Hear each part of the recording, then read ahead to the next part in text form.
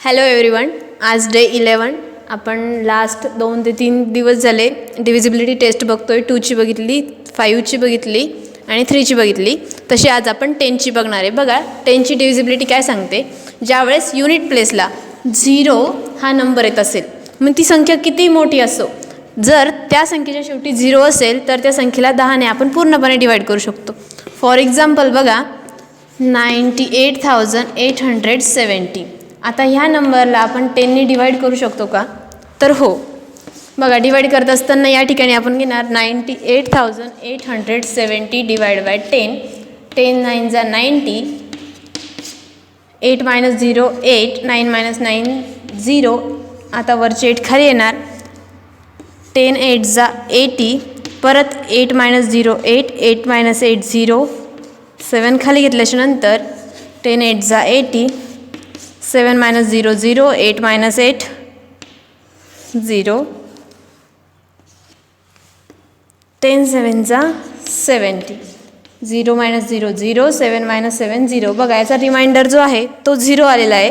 याचा अर्थ या संख्येला आपण 10ने पूर्णपणे डिवाईड करू शकतो. हे आलेलं आहे आपलं फायनल आन्सर. नंतर सेकंड नंबरचं एक्झाम्पल बघूयात आपण. 8,708 डिवाइड बाय 10 इक्वल्स टू. बघा परत या ठिकाणी आपण नंबर घेतलेला आहे 8,708. या ठिकाणी 0 ॲड करायचं राहिला 0. आता या नंबरला 10ने डिवाईड करता येईल का बघूयात आपण. 87,080 डिवाइड बाय 10. 10 8 जा 80, 7 मायनस 0 0, 7 8 मायनस 8 0. 0 खाली घेतला. नंतर 10 7 जा 70, 0 मायनस 0 0, 7 मायनस 7 0. आता हे 8 आपण खाली घेतो आहे. 8 हा नंबर बघा 10पेक्षा लहान आहे, म्हणून या ठिकाणी आपण 0ने डिवाईड करणार. मग 8 0 10 0 0, 8 मायनस 0 8 आणि हा 0 खाली आल्याच्या नंतर 10 8 जा 80, परत 0 मायनस 0 0, 8 मायनस 8 0. याचा रिमाइंडर देखील 0 आलेला आहे. आपला आन्सर आहे 8708.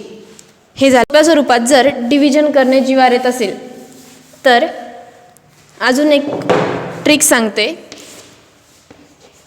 98,780 हा जो नंबर आहे याला जर 10ने डिवाईड करायचं आहे तर डिवाईड करत असताना आपण त्याला अपॉनमध्ये घेणार, म्हणजे डिनोमिनेटरमध्ये घेणार. आणि डिनोमिनेटरमध्ये घेतल्याच्या नंतर हा एक 0 आणि हा एक 0 कॅन्सल झाला. याचा आन्सर येणार 9878. म्हणजे खूप मोठ्या प्रकारे आपल्याला त्याचं डिव्हिजन करायची गरज पडणार नाही. पहा आता थर्ड नंबरचं एक्झाम्पल घेऊयात आपण. 98,788 डिवाइड बाय 10. आता या ठिकाणी जो युनिट प्लेस आहे त्याला बघा 8 आहे, तिथं 0 आलेला नाही. मग याचं आन्सर काय येतं ते बघूयात आपण, की या ठिकाणी ही डिव्हिजिबिलिटी लागू होते का नाही ते चेक करू. 98,788 डिवाइड बाय 10. 10 9 जा 90, 8 मायनस 0 8, 9 मायनस 9 0, 7. 10 8 जा 80, 7 मायनस 0 7, 8 मायनस 8 0. नंतर 8 खाली घेतले आपण.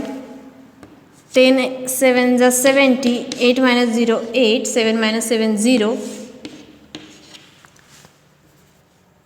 10 8 जा 80, 8 मायनस 0 8 आणि 8 मायनस 8 0. बघा या ठिकाणी ही लिस्ट संपलेली आणि हा जो रिमाइंडर आहे हा 0 8 आलेला आहे, म्हणजे या ठिकाणी ही डिव्हिजिबिलिटी लागू होत नाही, हे आपल्या लक्षात येईल.